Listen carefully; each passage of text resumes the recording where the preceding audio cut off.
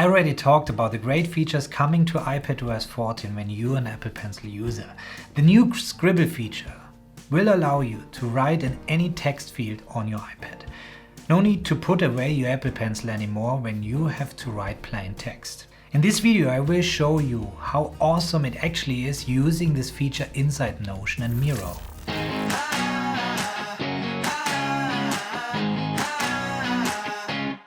It is pretty straightforward. On your iPad, just go to the Apple Pencil settings and activate the Scribble function there. Then start using it.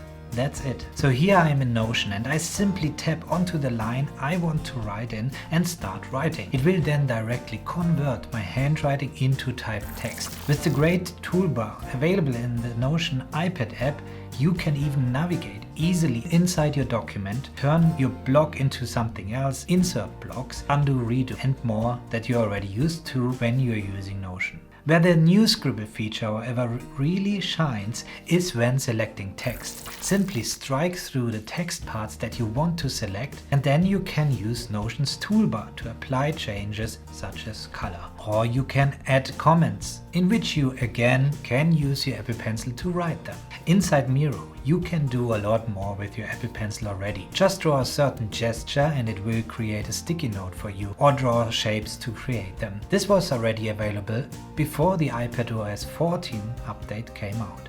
But now you can even use the Scribble feature to stay in your creative process, keeping your Apple Pencil in your hand and just write titles into your shapes and sticky notes. I can see the new Scribble feature being used in many situations, especially when I'm doing creative research and drawing mind maps. I want to do this without switching from the Apple Pencil to the keyboard, which is still tedious to do on the iPad. However, for longer text, I will switch to using a keyboard instead, as I'm just much faster writing using a keyboard.